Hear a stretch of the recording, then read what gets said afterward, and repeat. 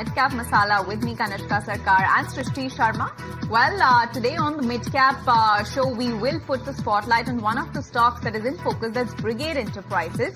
The company has reported an inline set of numbers for the second quarter. However, it's not doing all that well as far as the stock is concerned. It's down about 0.5% in trade today. But what's the outlook going forward in terms of pre-sale as well as the company's financials and their guidance? We're today joined by Pavitra Shankar, MD at Brigade Enterprises. Hi, Pavitra. Very good morning. Thank you so much for joining us today.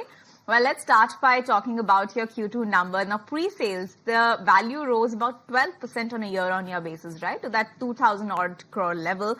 So how do you assess this performance? Is this largely volume-led, or are you also seeing pricing strength across key markets? Hi, good morning. Thanks for having me. Yes, our number for Q2 was over 2,000 crores in pre-sales. That growth is led by an increase in the average price per square foot, predominantly. And we also have done slightly marginally more in terms of the million square feet of area sold for the quarter as well.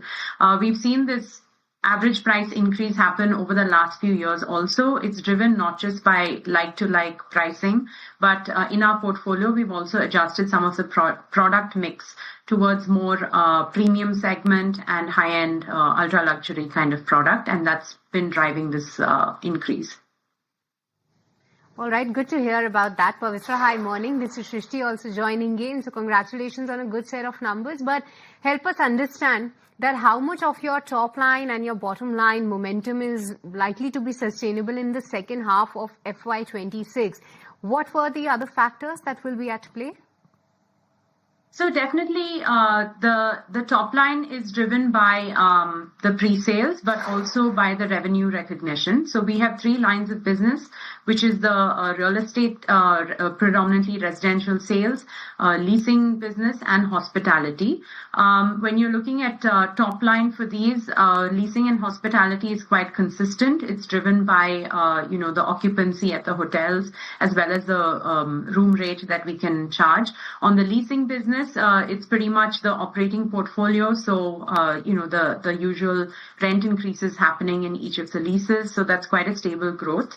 On the residential sector, the revenue is actually a bit of a lag to the pre-sales. So the pre-sales that you're seeing today, we will see that reflected in revenue a few years down the line when those projects are being handed over to customers.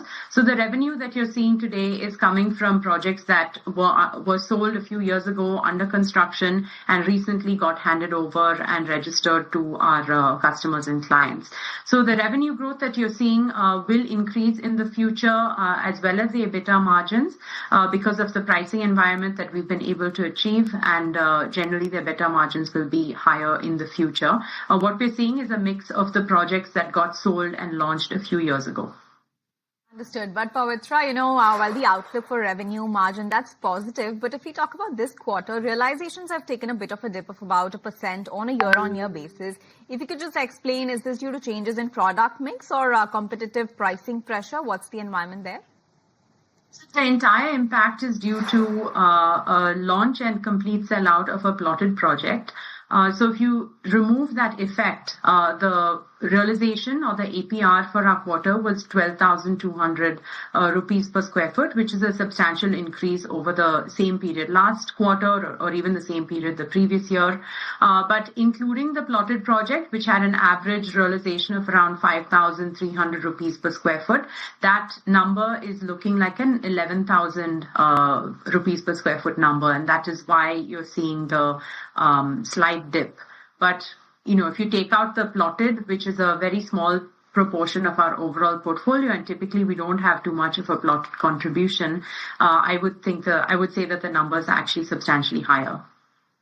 All right, Pavitra, good to know that. But with this, we let you go. Thank you so much for taking the time out and speaking with us on the earnings and the outlook going ahead.